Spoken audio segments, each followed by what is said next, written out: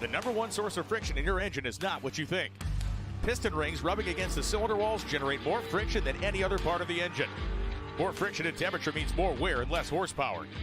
Fortunately, the team at Total Seal knows how to reduce friction and wear through innovative piston ring design. If it takes a piston, Total Seal can build a better ring.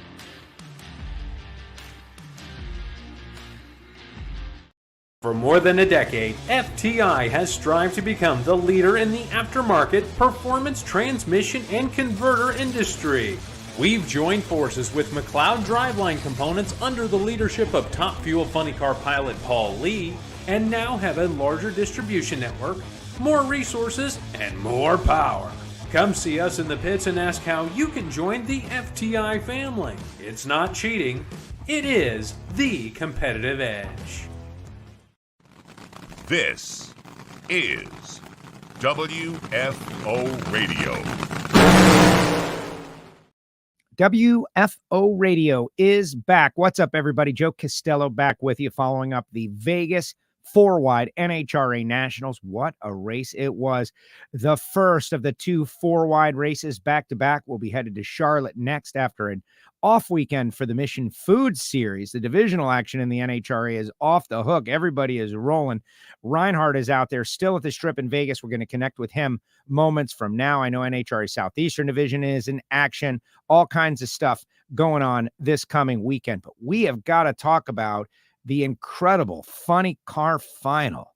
Bob Tasca, triple hole shot. We're going to get into that.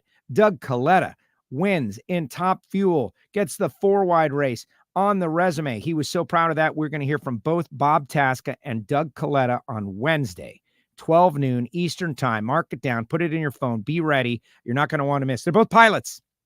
Doug, very accomplished pilot. Obviously, Bob doing a little flying as well. They both get the job done on 4-wide.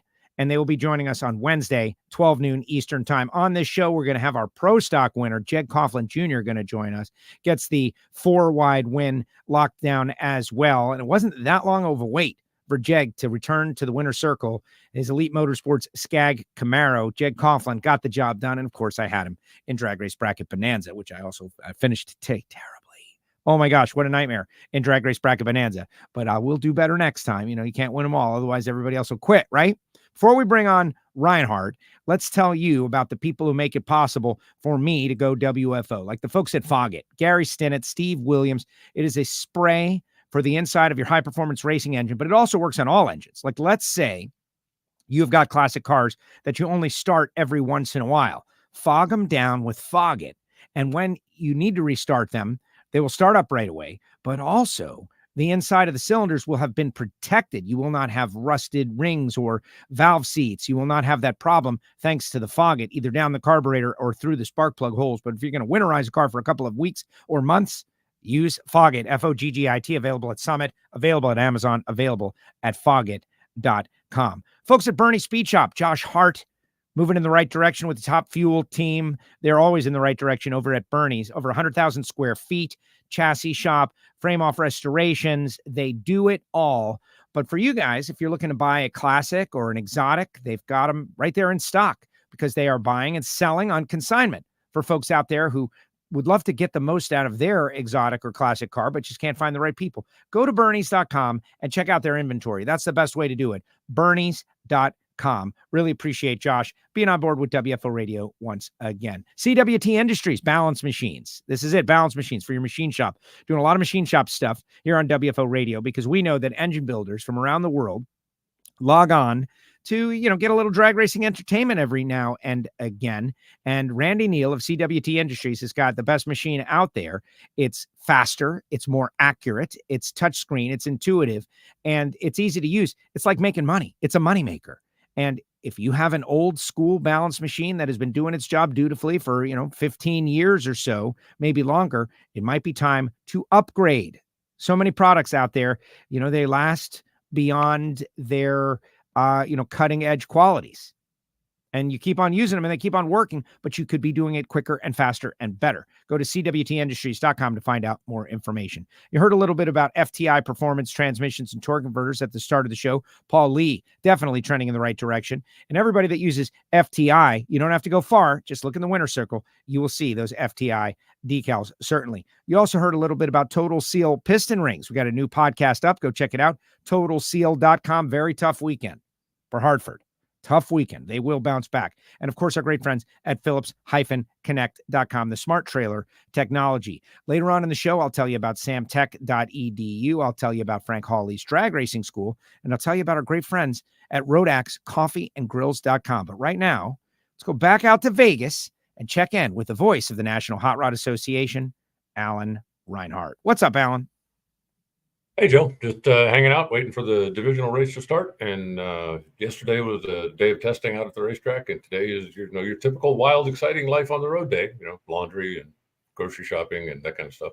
How's the Sphere doing? I know you were having a little problems with the Sphere. You weren't sure if it was a good or an evil thing. I can't see it from here, so I'm good. I've changed hotels for the race this weekend, and okay. I feel like I am out of the Sphere's realm of influence. That thing outside your window. Sometimes you look at it, it looks like it's all innocent and friendly, and sometimes you look at it and it looks like it's trying to swallow the world. So I like it better when it can't see me. It can see you. And that's exactly the point. I for 2 years in a row now requested a Sphere side room and just spend a little time looking at it, right? Thinking about it. It is a very amazing. Did go in there in October. It was very cool. Great place to watch a movie I saw, but I'm sure the concerts are amazing. But I get your point. It is kind of demonic. Well, yeah. And it's actually, I think it's from an engineering standpoint, it's fascinating. The things it can do and the quality of the video and the things that they do with it, I think are just amazing. But it is, it's supposed to attract attention, and it does. So I guess, mission accomplished there. I want to see some top fuel dragsters racing across that thing at some point in the future. I don't know if it's ever going to happen. It's possible. I'm sure it's very expensive to advertise on there. Like Google is one of the advertisers that have got like a 30-second spot on the Sphere. Nonetheless, very entertaining. Vegas always entertains. And NHRA Drag Racing did a great job of entertaining as well. Amazing race. Great crowd. Yes. I don't know what to say. Like, what would have had to have happened to have made that better? Spent a little time waxing nostalgic in the media center with a couple of the veteran PR folks about, wow, remember the spring races when they were too wide? You'd have maybe 10,000 people, maybe less. And now you've got a packed house that's jamming and people are coming to see 4 wide, and it has been a raging success. We've got to, give credit for making that very expensive decision to add those 2 lanes. Well, the 4 wide has done exactly what it was designed to do, and that is to increase the spectacle and get people to come out and give us a chance, give us a look, because a number of people that, 2 wide drag racing probably never would have sparked their interest. They see the 4 wide on TV or they hear about it, and it's one of those, I need to go see that, even if it is, some people think it's a little bit of a freak show, but if it gets people in the gates, and I think you could tell by the grandstands and the crowd that was in there this weekend that it does get people in the gates. Now we've got a chance to sell them on drag racing, because so many people that I've known for years, people that I talk to on a regular, oh yeah, I used to go to the drag races, back in the 90s or back in the, they're still doing that, huh? And trying to convince them to come back and see how much it's changed can be difficult, because in their mind, it's like, okay, yeah, I saw it, years ago and it was okay, but but they haven't seen the show that we put on today. But a 4 wide event will get some of those people to go, you know what? That's something I haven't seen before. I need to go check it out. And then once they do, and they see the performance of the cars and the professionalism of the teams and how much the sport has grown and changed, now we've got a chance to turn them into a regular fan again. And that's what 4 wide was designed to do. And that's what it is doing. I don't think that, I don't think you can argue with that. There are plenty of people that don't like it. I get it. I'm not telling anybody that you have to love it, but it has done what it was designed to do. It has gotten the attention of casual fans or people that are not fans to come out and give drag racing a look. And that gives us a chance to sell them on our sport and get them back to to events on a more regular basis.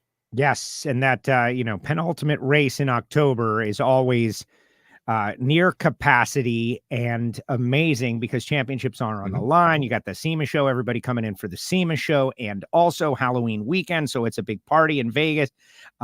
Jason Logan and I were talking about this one is carving out its own special place because it's, I don't want to say Vegas is empty. Vegas is never empty, but it's not the SEMA show coming to town, right? It's kind of a different environment. And just a blast, just like so much fun. You go have a good meal or two. You stay in the, amenities of your choice, right? If you want to go to the moon, you stay at the Wynn. If you want to stay somewhere, modest and regular, you hang out at the wherever you want. I don't want to say anything, right? wherever you want. You have plenty of options. I mean, there's literally a Motel 6 across the street. So if you want to come in, you don't want to have any of the Vegas pomp and circumstance and any of that kind of stuff, and you're on a budget, you want to stay close to the hotel, there's literally a Motel 6 across the street.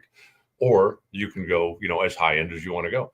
I dared Matt DeYoung to, put you on for the Jets when we were in Phoenix. And so I paid that off last night. We went to the top of the world. And that's, if you want to go have moderately expensive meal and a great experience, you can do that. If you just want to go to Applebee's or to Chili's, you can do that too. Vegas got a little bit of everything. But no, I agree with you. The four wide has kind of its own personality now. And the race that we had yesterday, if there was anybody that was there yesterday that didn't think that was cool, then it's not going to be better next time. It's really not. It was such a great, Sunday, you know what I mean? But it was just, the competition was great. There were not a lot of delays, not a lot of breaks in the action, not a lot of stoppage on the racetrack. And it was just like bang, bang, bang, bang until we got down to the finals and crowned champions. It was a tremendous event. And I think that the fans that were there got their money's worth. Jeg Coughlin going to be joining us moments from now. We'll talk about the Pro Stock final, but I just wanted to play. I got the video highlight of the funny car final because Galvin and I are on the starting line and we're marveling at what a great race it was. The triple hole shot, the big four, the four winningest, best running cars of the last 2 years or longer, because it was the big three that became the big four when Tasca started to run so well. And then Tasca goes out there, has a great reaction time, wins on a triple hole shot, the first one that I've seen in funny car, and amazing. Galvin's like, that could be one of the greatest single runs ever. Like, we'd have to really game it out. Like, we'd have to think about it. Talk to Phil Burgess. He's like, well, the run is the first thing everybody thinks about when you think of the greatest run ever. And just the fact that there can be a conversation about the greatest runs ever, and this one maybe be in it because it was four wide and won on a triple hole shot against the best of the best in the category. Let's watch Brian and Tony call this final round and then talk about it. What a final round. They charge to the finish line stripe. And the win light is on for Bob Tasca. 391.5 on a hole shot.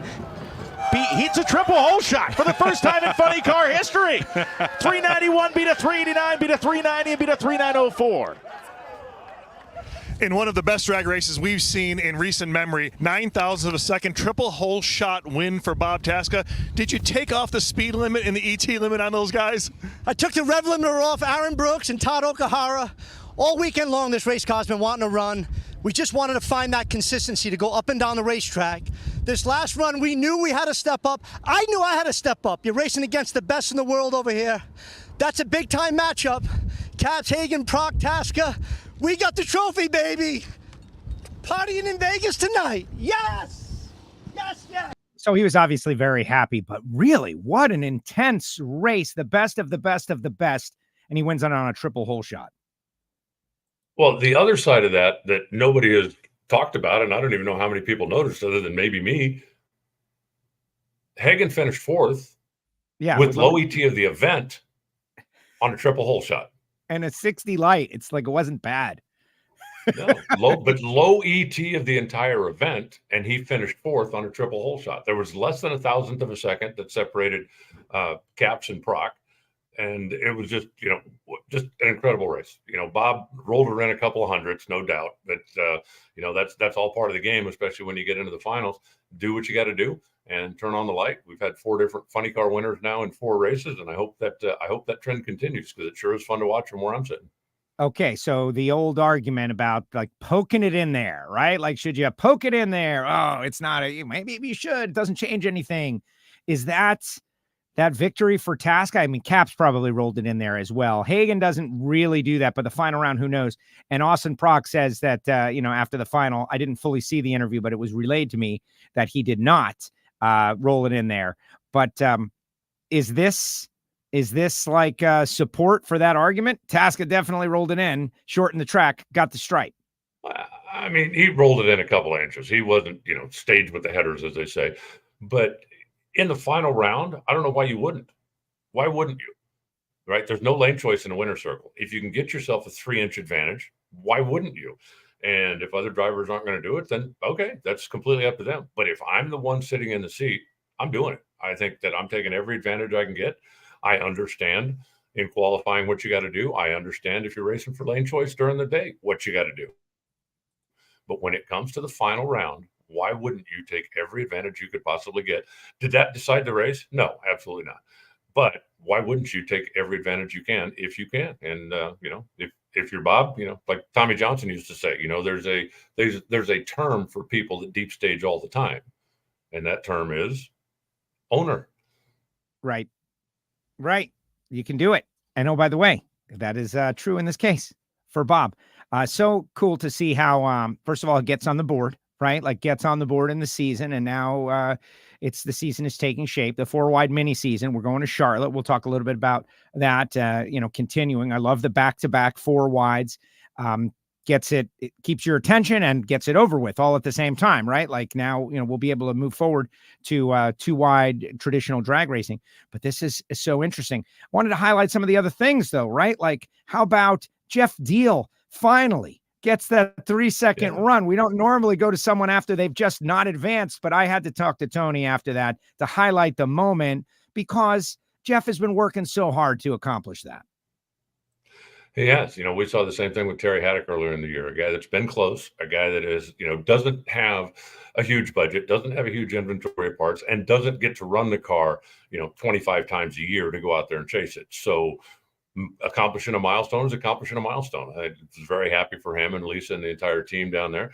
I'm not sure when we're going to see them again, but I think that just adds to the show. And, when we had 20 funny cars show up, again, qualifying was a battle. So those who got in had already accomplished something. And then to get out there and see Jason Rupert advance was cool. And to see Jeff Deal get that 3-second run, even though he didn't advance, was cool. And, funny car right now is a lot of fun to watch. And you have to be on your game. You look at Terry Haddock, the first 2 events of the year, he was running 3-second runs in Gainesville. He was running 3-second runs out in Pomona, even though we were short in qualifying runs. I mean, starting to look like an even more legitimate contender than we already know he is. And now he's got back-to-back DNQs. Funny car is not going to be easy out there all year long. Yeah. Which is, people have wanted this, right? They wanted this. They wanted that extra intensity, and we're seeing it in all categories. Like Jason Rupert going down the racetrack. He's running 4.0s. He's been in the 3s a couple of times, but when he comes out, Ron Tobler helps him, and that team is like learning how to do it. And even when he got bounced, he was in a very challenging quad, and he got down the track, ran 4.05. The underdog teams are getting some shots in, which is great. But right now, it is time to talk a little pro stock. We're going to check in with the guy who got the job done. He's back, and he has won it, Mr. Jeg Coughlin Jr. What's up, Jeggy? How are you? I'm doing great. Good afternoon. And, I'm not trying to jump on the heels of what you're just finishing up there, but I've been a big spectator of the sport the last 3 years, not being, behind the wheel and or at NHRA events. And, man, the parity and Top Fuel, the parity and funny car have, they've come. And it's not just the last 3 years. Naturally, we've had some great some spells of it, but here the last couple of years, man, it's been fantastic. And as a fan watching, there's been a lot of cool upsets, so to speak, or some great side-by-side runs that you just look at it and say, wow, that was pretty awesome. So anyway, I just wanted to add a little flavor to what you guys are coming off of, and it is neat to see. Yeah, what do you know about drag racing? Come on. I don't know, man. I don't know. I know when they hit the throttle, man, I love it. I think my whole, not to steal the word, innards just get shaken when I'm watching Top Fuel and Funny Car. It's definitely a great sport to watch online on TV, but man, in person, it's unbelievable. And I got to throw Pro Stock a little love too. The singing of the naturally aspirated engines are obviously music to my ears, and maybe we can transition into that. I think it's just a byproduct of a stable rules package. Anytime there's a big change in the rules, somebody's going to figure it out first, and they're going to have an advantage. But when you have a stable rule package for a long period of time, like we've had now in Pro Stock for 10 years plus, everybody kind of figures out this is the way the combination has to go. This is the way it's going to work best. And the nitro cars have gotten the same way. And that's why, we haven't quite gotten to a nitro field where 16 cars are within 700ths of a second like you guys deal with on a regular basis. But the side-by-side competition is crazy. Let's go to that. Let's go to qualifying in Pro Stock. The 4 sessions were all fairly close weather-wise, so everybody's got a pretty good handle on it. The field was amazing. Big-name guys on the outside of the field, and I think we're going to see that on a regular basis this year. There is going to be a big name that doesn't qualify on a regular basis this year. And then Sunday, the weather changes completely, and you start from scratch. Yeah, no, it's funny how that happens, but things happen for a reason, and I think the real benefit, were the fans that were on hand and got to see the action. Yeah, absolutely. It's more cars than there are spots to race. This is how it was back in the day. But I think that the level of competition for those cars has never been closer in Pro Stock. But, you come back, you shake the rust off, you're already in the winner's circle. On schedule, ahead of schedule, how would you rank it? We have big dreams and big goals, but I wouldn't say it was ahead of schedule or on schedule, honestly, or any of that. I think looking at the new team, I mean, we have so many quality, engineers and crew chiefs and crew guys on the teams. But, bottom line is I'm personally working with some new guys this year. Some I've known for many, many years, but, working directly with them is different. Them working with me is different at every level of the spectrum. And I think you've seen our team just, we came out and ran very well in Bradenton at the pro event. And we ran well at Gainesville. We ran well at Pomona. We've run well everywhere we've been, but we really, I would say the tide that kind of shifted for us was in Phoenix. I think the team was really communicating well, gelling well, and as corny as it sounds, that does translate to the car. And we ran really well in Phoenix, and was happy and proud of the momentum we gained there. And 4 wides have not been my thing. I've enjoyed them. I've enjoyed the discipline that it takes to compete and the challenge that it takes to win a 4 wide event. It's escaped me in the limited amount of runs that I've made in the last 10 years or whatever it's been now that we've had them. So everything came together really well this week. The car was fast right out of the trailer. Q1, I was 10 on the tree. Q1, car felt fantastic. Ironically, ran right up to the front, which was fantastic. Came back Q2. I think we were second for the session, but stayed in the number 1 spot. Roll forward another 12, 16 hours. It was a little bit cooler on Saturday than it was on Sunday. The humidity had come down a little bit. Not that we have much in Vegas that often, but it came down a little bit. A lot of things were in favor of the naturally aspirated Pro Stock engines to run better on Saturday, and we did. Q3 was also E1 of the first ever mission event that I was in, the Too Fast, Too Tasty event, which was really interesting. I enjoyed competing on Saturday. We've done that a few times with the Holly Dominator Duel and the like that we've had in the past in Pro Stock, but this was the first time in probably a better part of 10 years that Saturday was actually competing. And I think that worked well for me, not because the result was good, but it took a good kind of mojo from Friday, carried that through Saturday. We were fortunate to light both win lights and win that event on Saturday, and really gave us a lot more confidence coming into Sunday. And as you mentioned, there again, Mother Nature had another shift. We had woke up in the morning, it was 50 degrees instead of, roughly 60. We were about 10 degrees behind.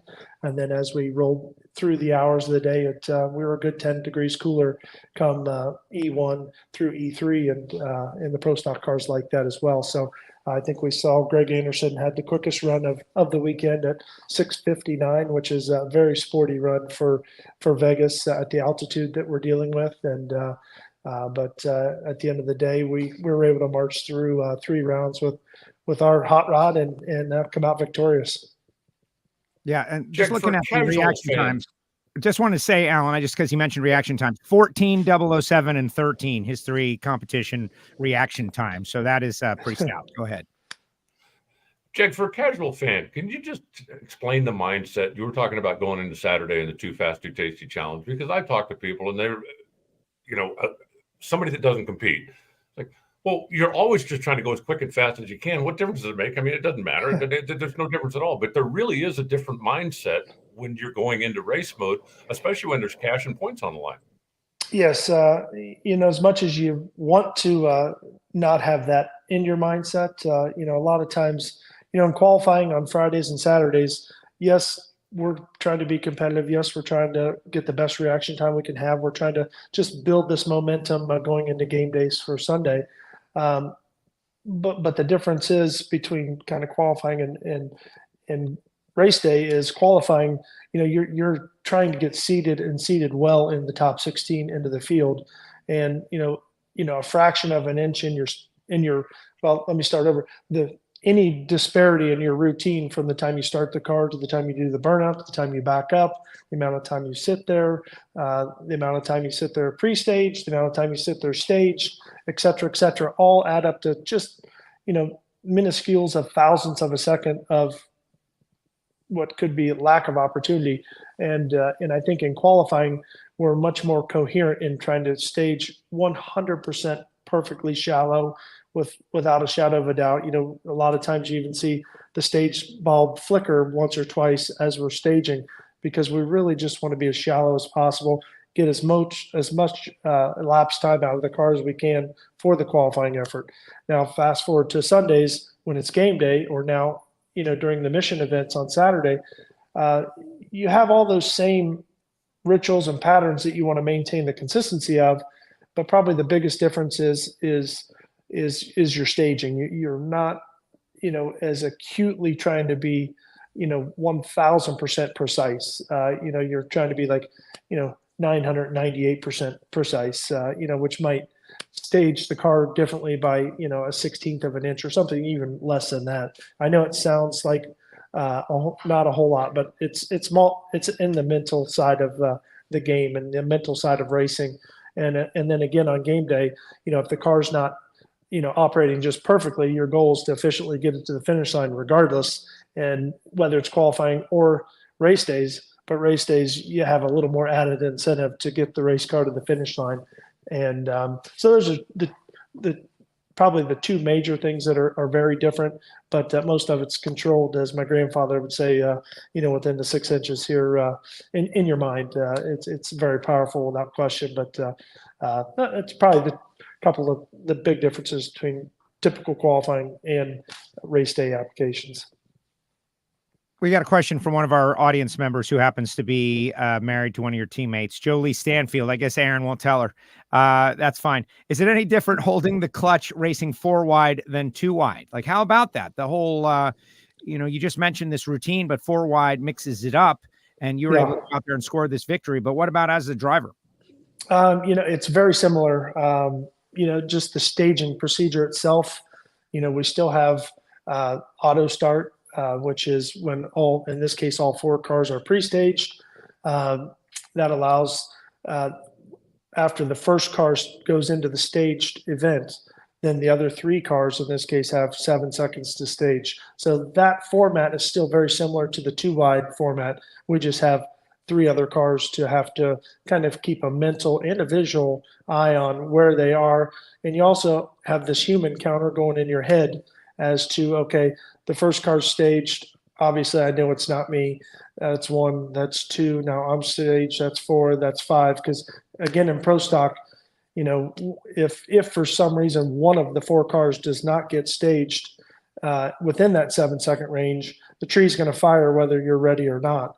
And you have that mental clock counting in your head, so that if ideally you're staged and or going to be staged by that 7 seconds, but also if someone isn't, you're going to the rev limiter regardless of all 4 cars being staged at that time or not.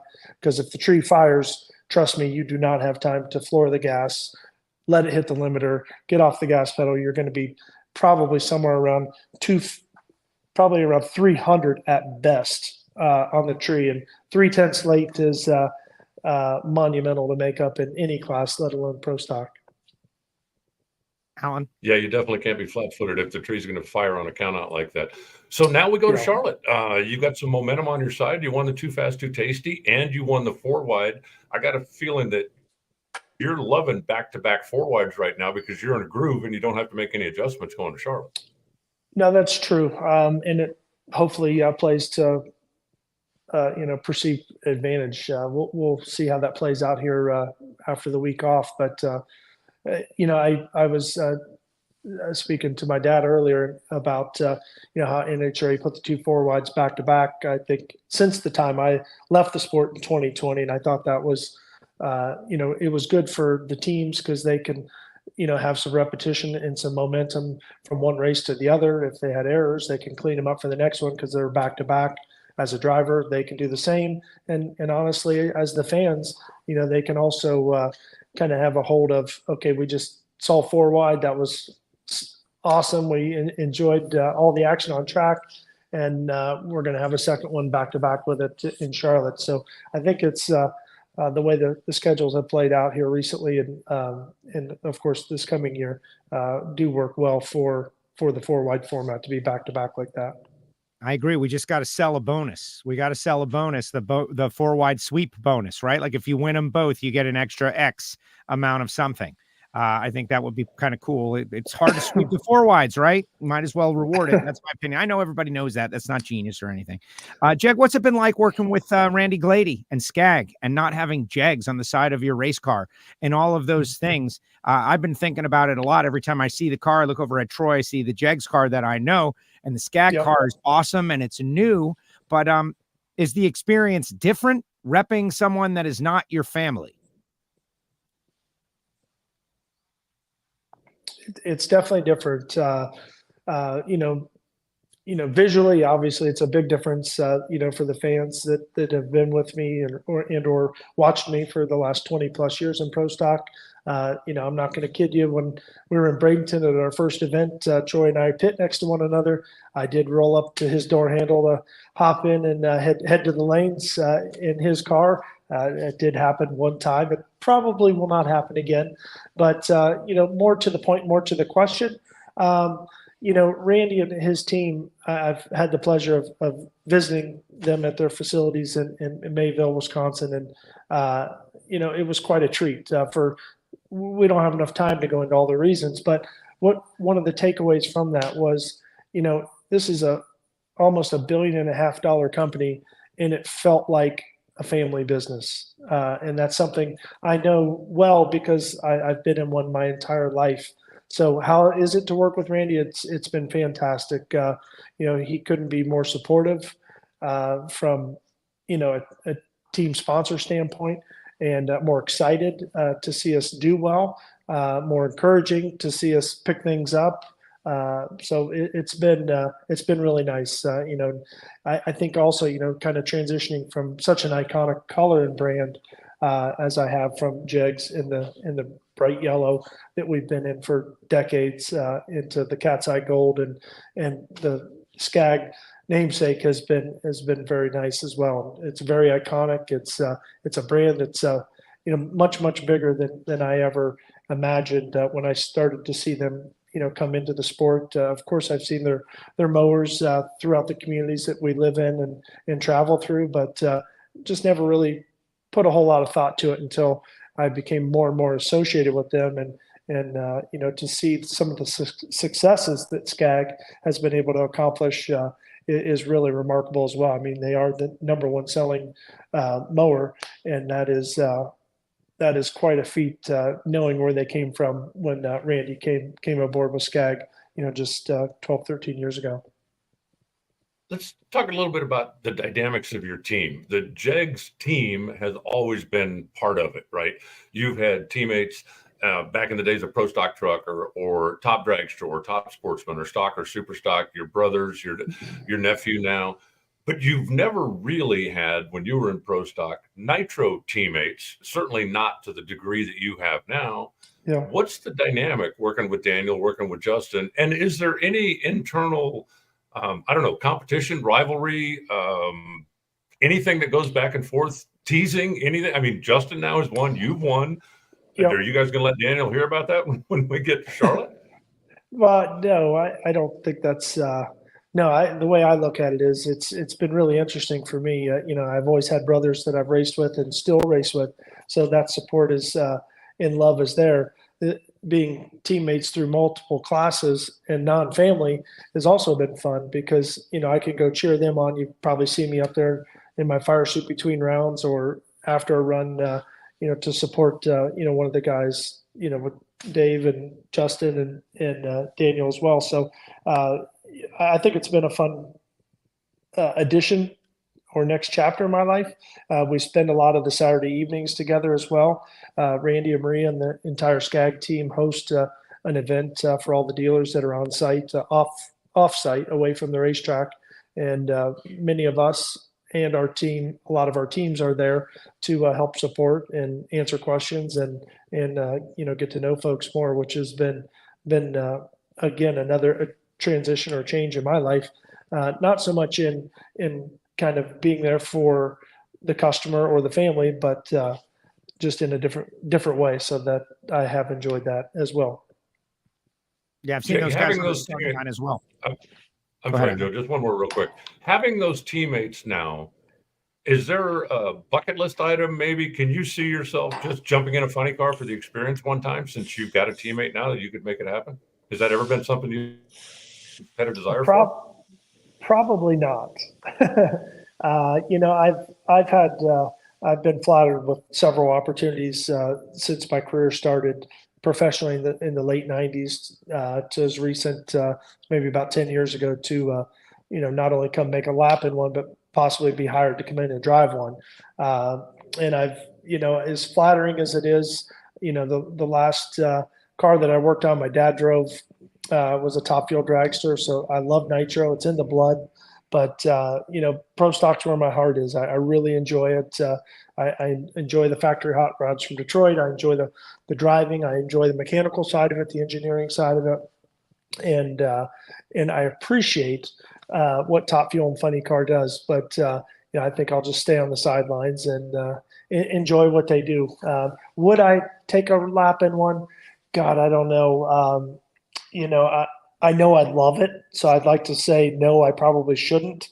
At 53 years of age, I know our sport really doesn't discriminate age-wise, but there was probably a better time in my life that maybe that would fit better. But I don't know. I don't have that problem right now. Nobody's said, "Hey, bring your lid and we'll give you everything else and let's see how you do in one of these things." I would probably decline, but I would consider a Top Fuel car, but probably not. That's very long-winded. Sorry. Well, listen, we're friends. I think in the future you should just say yes, and then if it doesn't materialize, then you don't have to.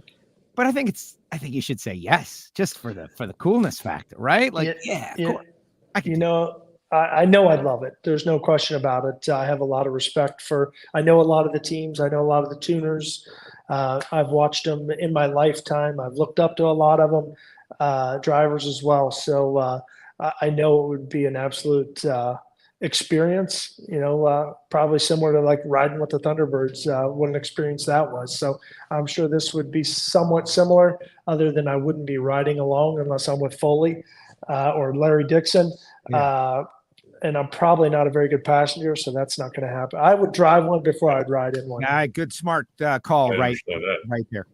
So on your team, though, Team Elite is so vast, and there's so many staff and support folks. The final calls on your car, who makes those calls? Is it Mark for everybody? I know Robert's in on it. Like how does that structure work with regards to your car? Yeah, I think the crew chiefs work kind of in a together forum, if you will. We've got Mark Ingersoll, we've got Tim Freeman, we've got Chase Freeman, not related. Pulling a little Alan Reinhart, they're not related. And then we've got Kyle Bates also that's kind of learning in that aspect as well. So, the Tim Freeman is over top of my car in Troy Juniors. Mark Ingersoll is over the 2 JHG cars as well. So, how does the final calls come down? I'm not with them 100% of the time, but, Tim is a very experienced crew chief, and he and Mark sit less than a shoulder width apart in our crew chief lounge. So I think the two of them bounce things off one another. And but I'd say Tim has been the one over top of things. No, excellent. No, love Tim. Tim's great character. Love him. Get him talking. But I thank you for that. Reinhart, final question for the natural. Well, I'm just curious. You brought up the fact that the crew chiefs work so closely together, certainly in qualifying, and I think sharing of information is great. But when you get to the final round, whether it's 2 wide or whether it's 4 wide, and you have Erica, you have Jerry Don, at that point, does Tim go, okay, guys, you do your deal. I'm here to try to win the race with my car? No, they still talk things through. I think if one of the guys has a direction they want to go, it's talked about, and if they're strongly about it, they can probably go ahead and do it. But the likelihood of straying too far from where we are is very slim. And it's been very common for parts to come from one car to another car, whether the car's still in competition or not, and needed for another car. So it's a unique team environment. I don't know that you'd find that around the pits as strongly as Richard has put together with our teams and our folks. We really do strive to row in the same direction at all times, and that's not an easy feat to pull off. Trust me, I've been a team owner and team sponsor and wore many of the hats that Richard Freeman is helping navigate. So it's a really interesting environment and a very competitive environment. Not everything is, these crew chiefs and the crew guys want to win as bad as the drivers do, as bad as the team owners do, as bad as the sponsors do. And we use that fuel to, I'll give you an example. We use that fuel to improve is what I was going to say. But to give you an example, Phoenix, we qualified number 1, ran extremely well most of the cars through qualifying. Sunday was a little different bag for us. We had a little trouble navigating the track, and post-race, we sat down as a group of about 20 of us and kind of whiteboarded some things, so to speak, on how we're going to try and improve our operations and our navigations when we see situations like that. And we did it while it was fresh on everyone's mind. Things can get animated, if you will, in situations like that. And our team really does a good job. And I've seen it now for not just a couple of races. I've raced with this team for 5 years prior too. So it's a good environment. Excellent. Hey, Danny Nelson out there saying congratulations. Very happy to see Jake back in Pro Stock Saddle. Great friend and customer for many years, Danny, out there. He got a couple of world championships under his belt. Yeah, I was going to say the world champ, and my dragster about 50 feet from here has got the rock and roll theme on it from Danny. So looking forward to racing that here in a couple of weeks in Bowling Green. Super cool. All right, Jaggy, we'll let you go. Thank you so much. We'll see you in a couple of weeks in Charlotte, the second half of the 4 wide mini season. Is there anything that we didn't touch that you wanted to mention to the WFO universe out there? No, I just want to say hey to our listeners, man. Enjoy being on the show. You guys are great, and enjoy listening myself on on occasions when I'm not on, which is more than not. But I really appreciate being on. That was great. Awesome. Well, as Thanks, many Jackie. times See you as soon. as many times as you want this year, Jackie. Just go, get a Wally and you come right back on. Sounds fair. That's hard work to do, but that's what we're striving for. There you go. Thanks, Jag. Appreciate it. See you in a couple weeks. There he Sounds goes. good. The natural, Jeg Coughlin Jr. with us here on WFO Radio. Great to have Jeg back, right, Alan? Like he's been a staple of the sport. Absolutely. Jeg is back. That is such a good thing for drag racing. He's got many, many fans. The sportsman racers, Lucas Oil racers, love the guy because he is direct descendant of them. And good stuff. Able to score a victory pretty early in the year.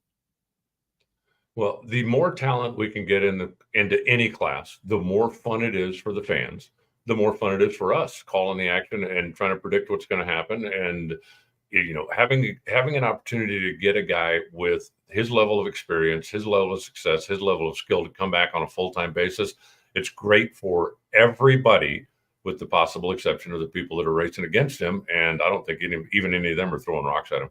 No, definitely not. And just looking at the pro stock ladder, I just want to, dig a little deeper. Like Jerry Don Tucker comes in as a rookie last year, #1 qualifier, right? Like he's going through a process. Everybody told us this guy is a wheelman. He knows how to do it. He's just not done NHRA pro stock, but he's going to adapt. And I think that is very clear that he is adapting and doing well. Well, he is, making his first final round. Of course, Brandon Foster making his first final round as well. But that is part of the beauty of the 4-wide is you don't necessarily have to be perfect. You and I talked about it a little bit on Sunday morning. When you look at the way the quads are matched up, that gives opportunities for a guy like Jason Rupert, right? I mean, I love Jason and the program he's putting together. As you mentioned, Tobler over there helping him and stuff. They're getting stronger. They're getting more consistent. But if he goes one-on-one against John Force or against Cruz, or he probably gets outrun. But when you've got the three guys that are more worried about everybody else out there, and John and Cruz both will go over center, don't get down the racetrack because they know that they've got to outrun not just you, but the others, that can leave the door open for some of those round wins and some of those opportunities to advance. That's the beauty of 4-wide. And then you got another shot at it, right? I mean, give me another chance. Give me another chance. And as we've seen with drag racing over the years, one run, anything can happen, right? The old classic, if we race 10 times, you might win 9. But this one, I might be able to get away with. Exactly. No, it's great stuff. The DNQ bug is going to bite everybody, or maybe not everybody, but like it's up to them to avoid it because it's out there. You got to avoid it. And this week it got Hartford. It's very, very challenging in this situation when you have 20 cars and 18 of them are fast, and it's about the day and it's about the race. Just give me your opinion of the class in general. Like that, it's unfortunate for Hartford on this given week, but it's good for fans of pro stock. This is what they have been wanting to see, the race within a race that is qualifying.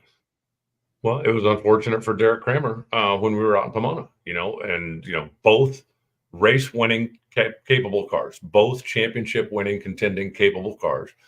But you just, you make a bad run, you get behind, then you start pressing, then you end up having to be first out, which is not an advantage. All of these little things kind of pile up against you.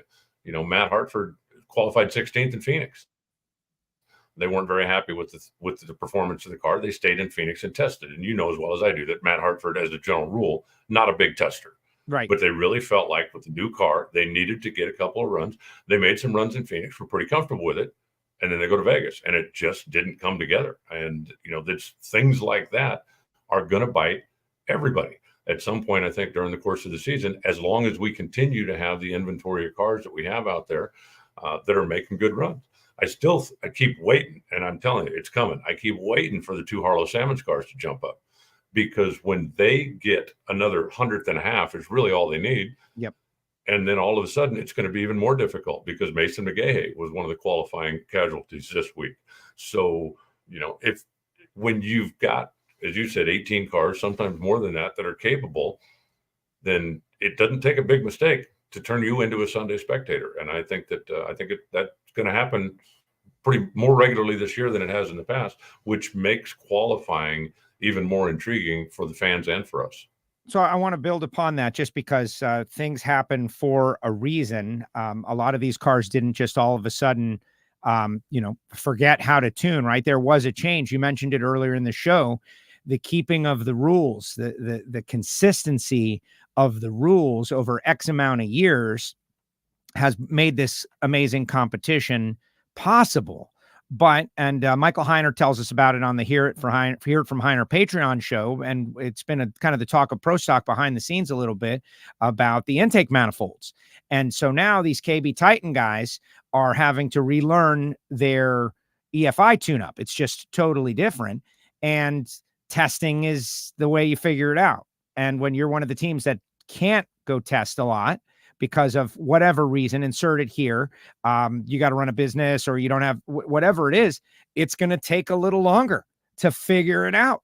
And I think that's what we're seeing both with, Kramer and Hartford, two of the smaller satellite KB Titan teams. They can't go, make a bunch of test runs. They've DNQ'd at back-to-back races. You've worked on a Pro Stock team. What is your take about this whole re-education of the EFI that KB Titan is having to go through?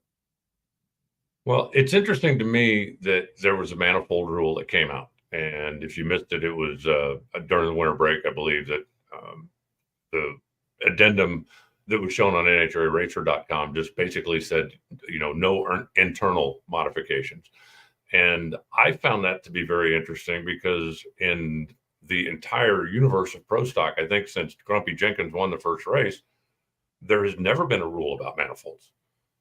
You want to run a tall one, you want to run a short one, you want to run sheet metal, whatever manifolds, it is a hard part. It's not something that's going to change during the course of the run. It's not something, when I was with Nickens, we never covered a manifold up because what you saw on the outside wasn't anywhere close to what it was on the inside. We made manifolds that were pretty big and pretty generic and filled them up with epoxy. And then we machined the epoxy to get what we wanted on the inside, but what you saw on the outside wasn't anywhere near what was actually directing the air on the inside. And so I was a little surprised when the rule came out because, again, there has never been one. When they went to the EFI era, then 8 injectors, 1 per cylinder. Okay, every injector must be in one of the manifold runners.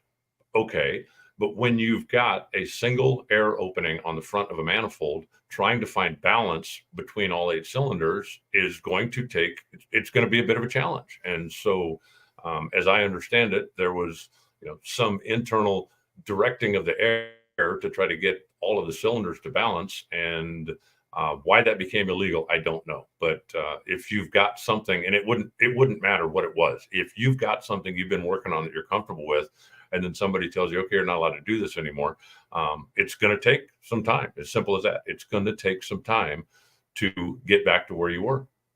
Yes. And I think we're seeing it, and it's been, bubbling under the surface of the WFO universe. And certainly the folks that are Patreons have kind of been up on it as it has, developed. And I guess we'll just have to wait and see how long it takes to re-educate and relearn. But teams that can test a lot will learn faster than teams that don't test a lot. It's as simple as that. Yeah. Well, I think, you look back at the beginning of the EFI era, the KB guys figured it out first. There's no doubt about it. You look at the first year that we were running the 10,500 RPM rev limit, the fuel injection, the KB guys dominated. I mean, they won every race up until Denver was won by those 2 cars because they figured it out first. Everybody else then had figured it out and caught up, and the playing field has been very level here as of late. And I don't have any inside information, and I don't know the ultimate outcome, but I understand that there was some more meetings this past weekend about the intake manifold rules and about that situation. So whether there will be another addendum or another change coming down the pipe, I don't know, but I know that there has certainly been some discussion about it. Well, and we'll see the drama, right? There's all kinds of drama in Pro Stock. I don't think is, been more interesting than it is right now. There's a couple people talking about Krista Baldwin in the in the chat section. Just excited to see her out there and running quick and running fast. Let's talk Top Fuel. We haven't dug down on the Top Fuel Eliminator, and the Funny Car Final is going to get all the love, right? Because of the results in the Big Four. But Doug Kalitta, Justin Ashley, Steve Torrence, and Tony Stewart taking very strong. Taking second bill. That tells you what's going on in NHRA drag racing right there. Like what? Yeah, the best final was the Funny Car Final, but first of all, Smoke getting to the final round. Star Power, well, guys in on it. Good stuff. Yeah, he's getting more comfortable in the car, and he's always loved the 4-wide. He talked about it multiple times over the course of the week. Vegas is the first place he ever drove a Top Fuel car, and that was well off the radar. Long before he and Leah were married or any of the other stuff was going on. It was kind of a bucket list thing for him. I don't think at that time he was even considering team ownership. It was just, I've driven everything else. I'd like a chance to drive one of these, and he did. Vegas is the first place that he competed in the alcohol dragster ranks. He ended up coming up a couple of thousand short to Madison, but it's the first place he competed. Vegas was the first place he won when he came back the following year and won the 4-wide. So Vegas has always been a good track for him. And he is not at all uncomfortable in the 4-wide format, and very, very much embraces it, likes it. The car is running well right now, and that was a pretty good final round matchup. I'm actually just looking at the thing. I couldn't remember off the top of my head, but the slowest speed of the 324 miles an hour.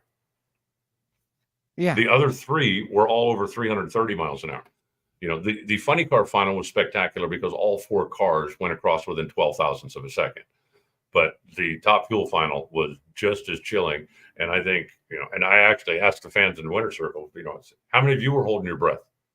Because when they leave, okay, one of them puffs a tire, one of them pops a blower, one of them, the drama of the race, a big part of the drama of the race, and a number of the races is over before they get, 300 feet.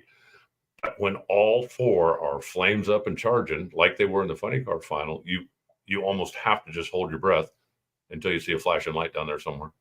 Right. And I'm not advocating to replace all 2-wide drag racing with 4-wide. I'm a traditionalist. I love 2-wide drag racing. That's my jam.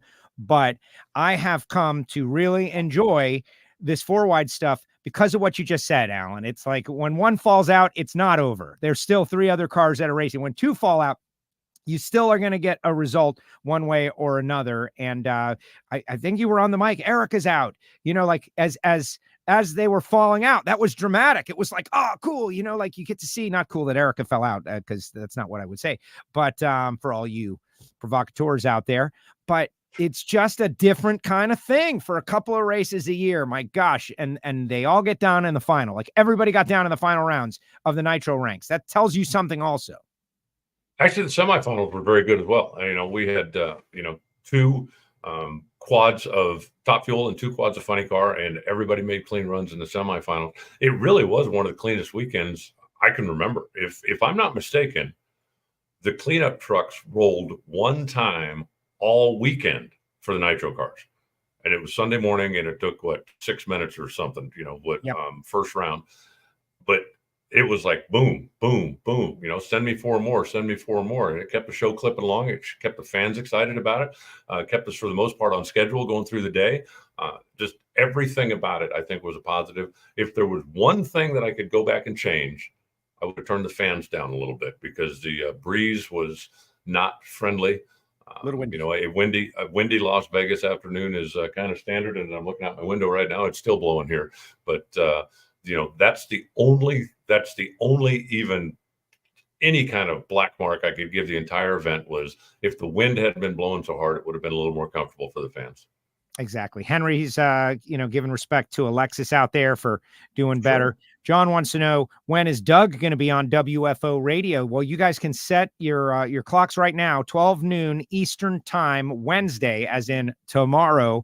Doug Kalitta followed by Bob Tasca. They'll both be joining me on the show. Those of you watching on PowerTube TV, you'll see it later on in the week on Thursday in our WFO time slot, Thursday around 9 p.m. Eastern time for PowerTube TV. But Doug and Bob Tasca both going to be on. Very exciting. Latoya wants to know why they have 4-wide races back to back. I think it's a great thing that they have them back to back, but the methodology of having it back to back, Jeg mentioned it. Is there anything deeper than Houston went away and Houston used to be between them and Houston went away, and so then they became back-to-back? No, I don't think so. I think that, during this part of the year, we pretty much have to stay in the southern part of the country, below the old Mason-Dixon line, because it's still a little chilly up north to go racing. So that limits the amount of available racetracks we have. And I think it just makes sense. The teams kind of get in the groove. It's a little bit of a different groove when you're racing four wide. So instead of, okay, everybody adjust, we're going to do this. And then, okay, everybody go back, we're going to do something else. And then, okay, everybody adjust again because we're going to go back to four wide. I think it just makes a little bit more sense to run them back to back. My computer just went into power saving mode. So okay, power saving mode. Well, let's you can plug it in, or you can let's talk about some of the other winners out there. Obviously, Doug, Bob, and Jeg winning, but Sean Cowie in Top Alcohol Dragster, Sean Bellemere in Top Alcohol Funny Car got the job done, and they were both quick and fast throughout. Bellemere Killer Bees still beat Maddie Gordon by like what 0.00 something. 000 something. Yes, it was 000 something. I was off doing a project listening to you guys call that one, and tough sledding out there in alcohol funny cars. I believe it was 7/10,000ths of a second. She lost she lost in Phoenix at the regional by 6,000ths or something like that. She lost Pomona by 3,000ths. She lost Isman by less than. She's lost 3 races by a combined total of less than 1/100th of a second. And anybody that has ever raced knows you go through those times when it just the little numbers fall your way, that everything goes against you. And anybody that's ever raced also knows that pendulum will swing back the other way one of these days, and she is going to, at that point, become unstoppable. Yeah, the alcohol racing gods are just making her wait. It's like you're doing everything right. It's just not your time yet. Like, we can't let you win just yet. Like Tony Stewart losing to Madison Payne, right? 2/10,000ths. Yep. It's not your time yet, according to the cosmos that makes the decisions on these kind of things. When it comes down to 10,000th of a second, it's cosmic. Okay. Nothing you did. It's cosmic. Crazy stuff. Comp Eliminator. How cool was it that the Comp Eliminator final round, as I saw it, was a rematch of the Lucas Oil Winter Nationals final round that had happened 2 nights before. They got to slug it out again. And Cody Lane came back. I think we should have brought him back for a third one. I think both of them would have gone for that. Best 2 out of 3. Yeah, line us up one more time. And I think if you talk to Ryan Pretty, that he'd be kicking himself, because that one also came down to less than 1,000th of a second. Cody was down about 1/10 plus in index through the competition index control system. For those of you who don't understand comp, the handicap starts will vary based on performance throughout the course of the weekend. And the faster you go, you'll get adjusted from time to time. And Cody had been adjusted pretty severely. And I believe Ryan Pretty went up there and relaxed a little bit, knowing he's down 1/10. I got him covered. Just make sure you don't go red. Don't make a mistake. We got this. And he came up less than 1,000th on the wrong side of it. I guarantee you he would like to have that one back. But I do think that Ryan Pretty looks an awful lot like he did the year when he won the championship a couple of years ago. Got a fast car, overall driving well. That's going to be somebody you're going to have to reckon with all season. Grant Singer wins Super Stock. Kyle Rizzoli, the champ, first time wins in stock Eliminator. What, Grant Singer? Mm-hmm. Grant Singer, first time. Yeah. Love a first-time winner. That is tremendous. Phil Unruh in Super Comp. Mike Boehner in Super Gas. Aaron Steinke in Top Sportsman. And then, of course, the Factory Stock Showdown, Ricky Horde. That was a big and popular win for Ricky Horde. Dominated, right? Number 1 qualifier, pretty much low of almost every round, and got the job done. Way to go. I'm happy for he and his dad. Yeah, he ran very well. 3 of the trophies going back to Canada. Grant Singer, Aaron Steinke, and, of course, Sean Cowie. All came from north of the border. So it was a good day for the Great White North down here in Vegas. And for Ricky Horde, 3rd-generation driver, getting it done out there was pretty cool. And then, of course, Factory X, came down to the guy that, I think it just kind of feels like all is right with the world, right? He was the first one that had one on track officially, making exhibition runs, doing stuff.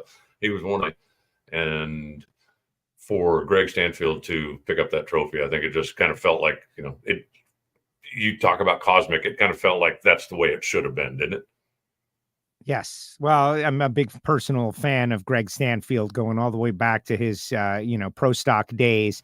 And they have really been a driving force behind the scenes of factory acts and wanting to make it cool. And as you said, bringing the car out at Norwalk last year took them days. They were working by flashlight, light, all kinds of stuff for him to get a win out there. Big deal. And Alex Laughlin being in that category on the Blackbird, right? Bringing a little nitro style star power and that social media, really good stuff. Cody Weber wins top dragster. And just want to mention the Too Fast, Too Tasty challenge with the 8 cars in the semifinal. I think works really well. Austin Prock, Jeg, get the job done in that, along with who's our Antron Brown. Antron Brown won it in Top Fuel as well. And those are your results from Vegas. And now, anyone out there who wants to see more drag racing at the Strip, where can they go, Alan?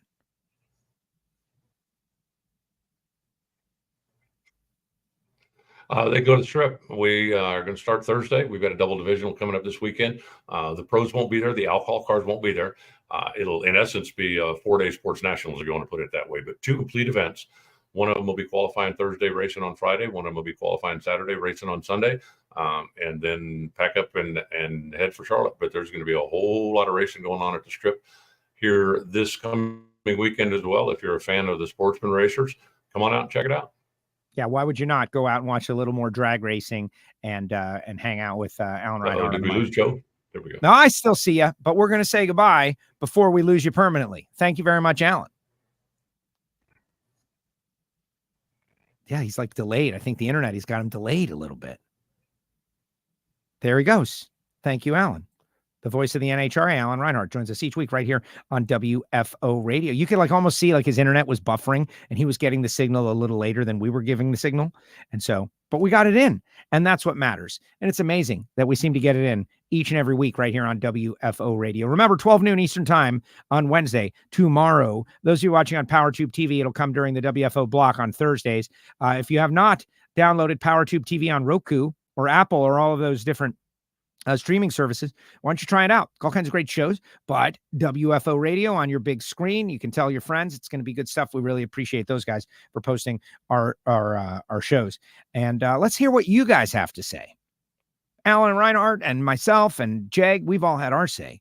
What about you guys out there in the chat section? Put something up in the chat section because I want to hear what your thoughts are of Vegas. Now, I do have a couple of takes that I am going to throw down there. Like the smoothness of the track, I believe, is directly related to the day that we had with not a lot of trucks rolling. Bumpy track, character track. You're going to roll the trucks more. Smooth as glass track, you're going to roll the trucks less. That is an observation that I'm making from a casual observer. But when we go to these tracks that are very smooth, the crew chiefs know how to get down them pretty easy. I'm interested to see what happens when we get to some of those character tracks. Bob Tasca going to be on the show, and Phoenix was a character track, to be honest. Bob Tasca going to be on the show. Did such a great job with his, Tasca is a personality. There are racers, there are personalities, and then there are racer personalities. Like Bob Tasca knows that he has got to be interesting and intriguing when he's on camera. He never gives a one-word answer. He never lets something hang. He always tries to put something out there to make you think about it, something that maybe even a little provocative. I like that about Bob. And he goes out there and gets it done. They get a win with Aaron Brooks and Todd Okahara and have announced their presence in the 24 season. That's how you do it. You win races. You want credibility and you want cred amongst the media and the personality and the fandom. You want to become a star. It's easy. Just go win a bunch of races and the cameras will follow you and people will ask you all kinds of questions and you'll be in the limelight. It's just so easy. All you have to do is win races. Problem is, winning races is very hard. And that's the dichotomy of it all. We'll talk to anybody who goes out there and wins a bunch of races. And Tasca uses his opportunity in the limelight every time to say something interesting, intriguing with talking about Ford. Ford just signed a multi-year extension with Bob Tasca, and he delivers it with a victory out there at the 4-wide, and big performances. Qualifying was amazing. Austin Prock and Bob Tasca just going back and forth, heavyweights, haymakers, huge passes. Number one, taking it back. Just awesome stuff. Great race. Again, great race. What can you possibly ask for beyond that? Look, Michael Heiner says, track was fantastic and smooth. I agree with bumps, less issues. Thank you, Michael. See, I learned something on the Hear It From Heiner show. And for those of you out there who want to get in and start hearing from Heiner, you just have to become a WFO Patreon. And then all of a sudden you get access to all kinds of like secret VIP content. In-N-Out Burger has got their secret menu. We have got secret content for the Patreons. And they get to see Ignition, and they get to ask questions, and they get to hear it from Heiner about Pro Stock, and have been totally up on all this stuff going on in the intake manifold from jump. Like if there's a rules change, you're going to hear it from Heiner on WFO Patreon. Before we get, and this is how you do it, you go look for this logo, patreon.com on WFO's website, or go to patreon.com/WFO radio. And if you sign up for a year, I will send you a shirt, right? You'll get a shirt in addition to your decals and all that stuff. And everybody, as I know it, is up to speed with their swag. I sent that out a couple weeks ago, and I'm feeling really great. Even someone from Canada received something. Oh my gosh, to ship north of the border. That's a tough deal. Do want to mention the folks at samtech.edu, the School of Automotive Machinists and Technology. We always say it. Start your education at full speed. Samtech.edu. And Frank Hawley's Drag Racing School. The Dragster Adventure is a very easy and inexpensive way for you to get the thrill of driving a dragster. Maybe you want to do the super comp license or super gas license or alcohol dragster license like Richard Shute. Who knows what you're going to do? But if you just want to drive a dragster for the minimum investment, they have got a really great price point. Go to frankhawley.com, find out more, spend a day with Frank Hawley. I can't think of anything better. Rodax Coffee and Grills.com, the hot sauces, the spice rubs, but it's the coffee that keeps me coming back. They've got that Stampede of Speed blend, and now they have the Eclipse Roast, which means it's dark roasted. Get it? 817-924-6821. Call Marvin Rodak. Jump on board with a little Rodax coffee. It is genuinely the best in the business. Plus our great friends at Bernie's Speed Shop and Foggit, the spray that protects the inside of your racing engine. CWTindustries.com. Go to their website, check them out, find out more. FTI Performance Transmissions and Torque Converters. Phillips-Connect.com, of course. And Total Seal Piston Rings, the leader in ring seal technology. The Hartford deal. The rules change. Right, wrong, indifferent, whatever. I think a team like Hartford's team, and even some of the other privateer teams, because remember, they're not KB Titan. They are powered by KB Titan, and they get assistance and help by KB Titan, but they are their own entity. And as is Derek Kramer, his own entity with KB Titan power. So when something changes, which nothing has really changed for the past X amount of years, it's been a pretty consistent rule book. It might take you longer to get there, but you're going to get there. When a rules change happens, the teams that can afford to test the most, and when I say afford, it goes beyond money. The teams that can afford to test the most are going to cover the most ground the most rapidly, and they're going to get to where they need to be quicker. It's just, the laws of nature. You can't, maybe you get lucky and just hit it right off the bat. I guess that's possible.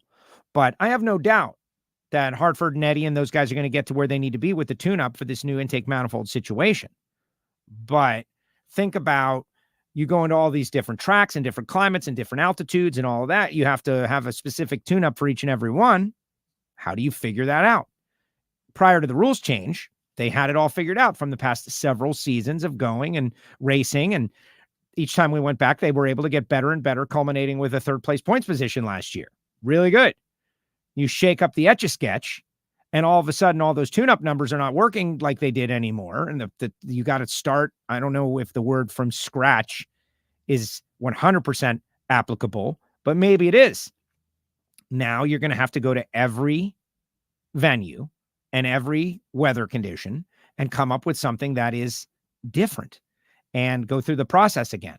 Now, that's racing, I guess. And that's where we are right now. And Elite, with their fleet of cars and the way they do it, have figured it out clearly.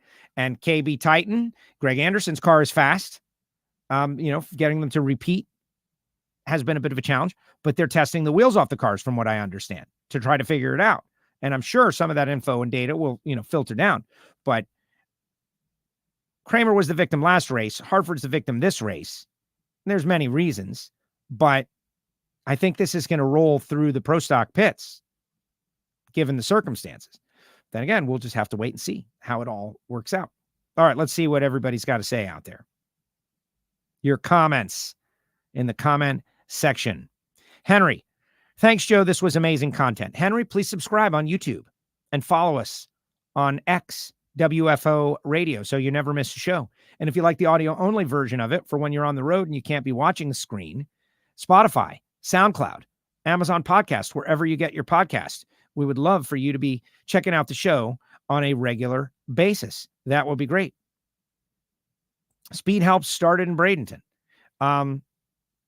Absolutely. Well, started last year. Started by hiring Aaron Brooks and Todd Okahara.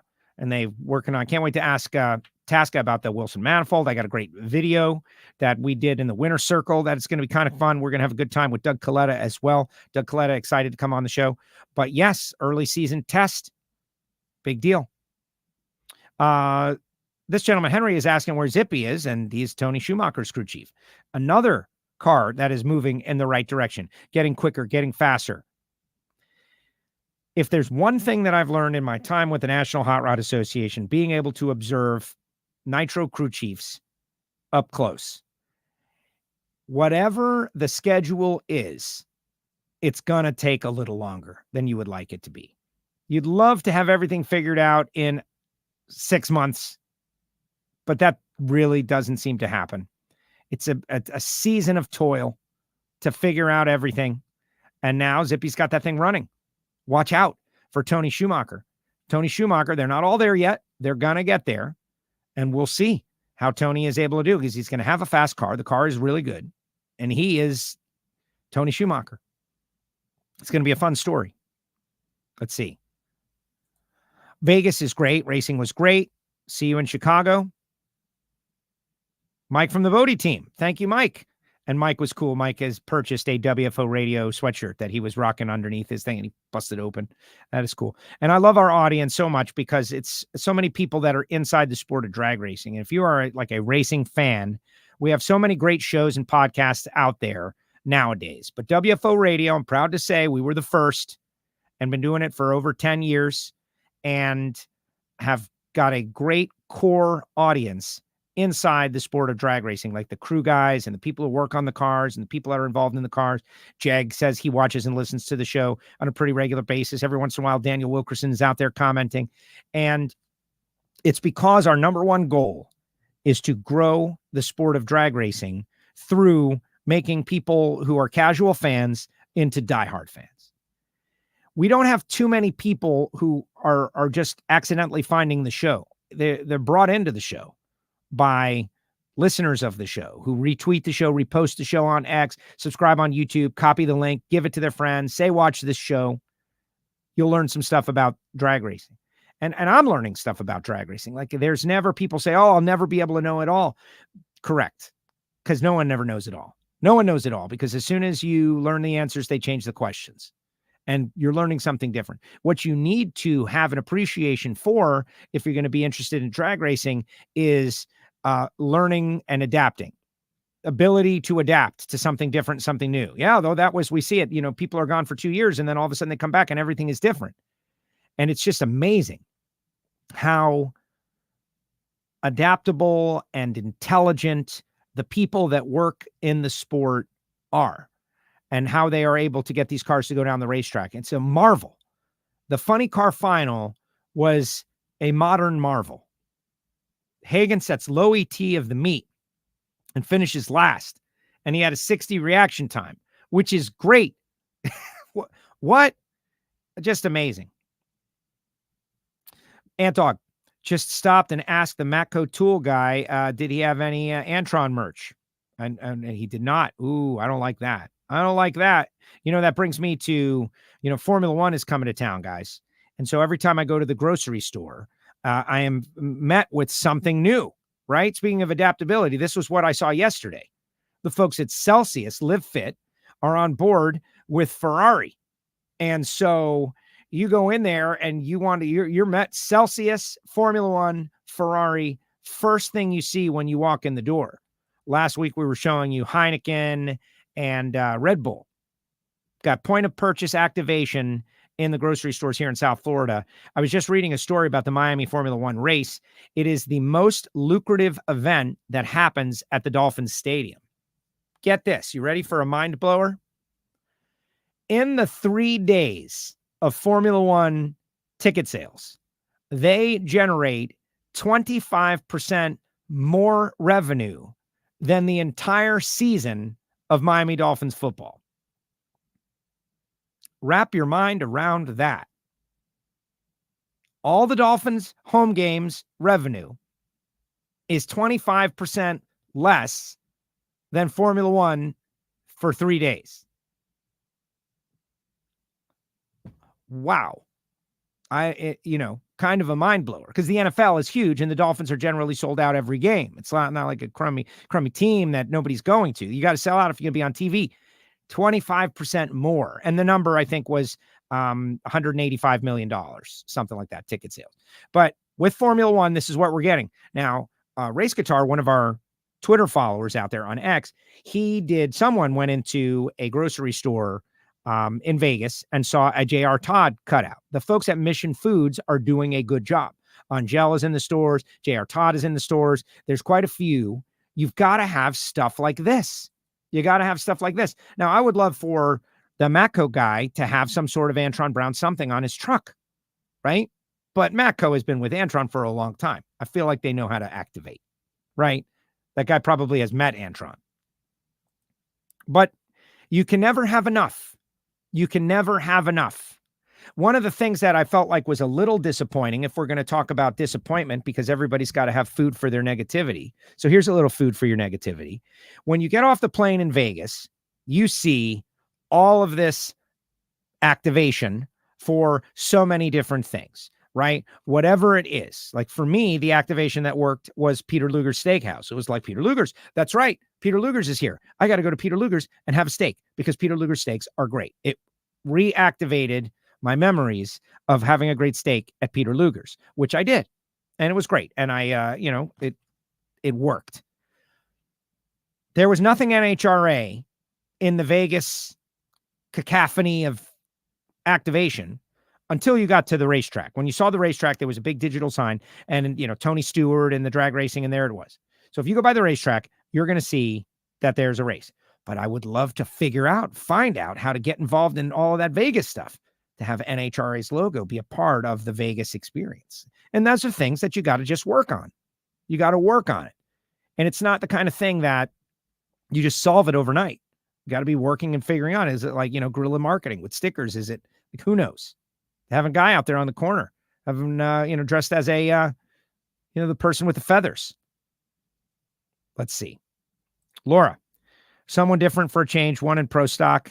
Yeah. Well, you get Jeg back. Jeg won in pro stock. But hey, how about Brandon and Jerry Don? It just takes time, guys. It takes time. Nobody just gets in a car and just wins immediately, unless you're Josh Hart. Then he did. He did that. The Yeti was there saying WFO. Jeff was there, says WFO. Got caught up on hidden horsepower yesterday. Keith Wilson was a great one. Would love to spend a day with him in the shop. I've spent a little time with Keith in the shop. And yes, he's a very deep thinker about airflow, internal airflow, all of that. And I highly recommend the hidden horsepower episode with Keith Wilson. And the WFO Project Pontiac heads and manifold are at Wilson, and they're almost done. That's what I hear. Lots of chatter within the pro stock motorcycle field. Should be wild in Charlotte. Yes. Well, Jack from Cycle Drag has just gone to the bee's nest and beat it with a bat, is what he did. And the last couple of weeks of Matt Smith versus Vance and Hines craziness and chaos is going to be very interesting. And I'm definitely going to do something prior to Charlotte to highlight that. Gage Herrera was out at the track And I wanted to get an interview with him, but it just wasn't the right time to catch an interview with Gage, Pro Stock Motorcycle World Champion. But I did speak with him, and I was like, hey, man, are you guys going to be okay? Like, what's going on? And it was funny. Gage's answer was like very, he felt like this is good for Pro Stock Motorcycle. All the controversy that's going on out there and, you know, just being called out publicly by everybody. He says, people are going to want to watch Pro Stock Motorcycle more. I agree. NHRA needs to find a salsa sponsor for them chips that they give out. Excuse me, Yeti. Mission Foods makes a fantastic salsa, which you may not have known about, and neither did I until I got myself some. And their salsa is as good or better than any other jar-based salsa I have tasted. You know, when you're down here, you get a lot of fresh salsa everywhere. But Mission Foods has salsa. So there you go. And I want to know what you guys think. I want to give credit because I, from time to time, will borrow or steal or highlight someone else's idea. But I like to think that I give credit when credit is due. And at the top end of the racetrack, Todd Rogers from Goodyear, who is a friend, he comes over and he's like, I'm a genius. I was like, oh, why are you a genius? I just came up with the greatest idea. And he's like, what? He goes, the guy who wins the Mission Foods and is also the #1 qualifier is the Top Taco. The Top Taco. And it's like, I thought about it, like, it could be a good idea. And he walked away. And then I was like, I'm about to do an interview with Austin Prock. I'm going to call him the Top Taco. Here we go. Let's see how it goes. And called him the Top Taco. I don't know. I think the Top Taco could be something in the sport. Like when you do something special, you become the Top Taco. Just saying. How's Camry's car coming for getting back on track? Well, I don't know the answer to that. I think Camry's got to worry about her leg. She's got a physical injury. That is going to become, cars are easy to replace. She's going to have to get healed up and probably go through some physical therapy, right? Like when it's your leg and you are using your legs to drive, there's probably going to be a bit of a road. But we wish her back as rapidly as possible for Camry Caruso. Let's see. Mission Foods rack dressed up as a Christmas tree would be a neat idea. Yeah, exactly. But what's that got to do with drag racing? In the end, it's all about drag racing. Marketing. Location. Promotion by the host city. Well, would love for the host city to take ownership of all of those things, but it's just not the case, not yet, that they're going to say, oh my gosh, we're Las Vegas. Thank goodness NHRA is coming to town. They appreciate us and we are treated like gold, right? When I went into Bagel Mania, they were very excited about NHRA being into town. You're here with the NHRA. So people and the locals do know, but I would love for someone who's not local to be able to see that NHRA is in town as they get off the airplane. It's just a wish list, guys. It's just a wish list. And, you got to set goals. Eric, what's up, Eric? Hospitality pro tip. Go to the Mission Foods booth. Ask for a box of chips for your pit. They will give you one or more. Now they need single-serve salsa dunkers. Yes, Eric. And Eric was with me at the Peter Luger Steakhouse. We had ourselves a great, wonderful meal. It was tremendous. And I recommend, I'm a big in on the steak deal. I highly recommend. There's a lot of great steakhouses in Las Vegas, but Peter Luger's of Brooklyn, one of only 4 on the earth. Go check it out. All right, tomorrow, what time is Doug Kalitta going to be joining us on the show? Wednesday, 12 noon Eastern time. Open your phone, put a reminder in right now. Set an alarm. Don't miss the show. And if you're out there on X watching right now, thank you. It's not too late to repost the show. Repost the show, guys. We're getting so many listeners from X these days. It is amazing because they're putting a little thing live now right at the top of your followers. And so our followers are able to see when we're live now, and it's working so great. We appreciate you guys on X.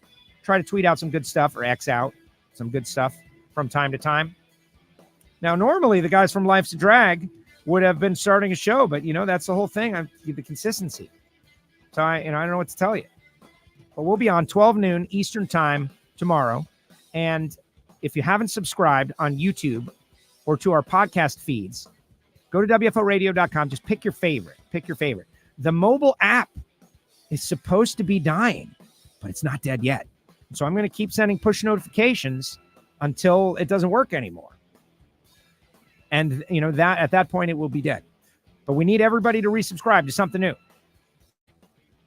Hit our link tree Apple Podcasts, Spotify, SoundCloud, wherever you get podcasts.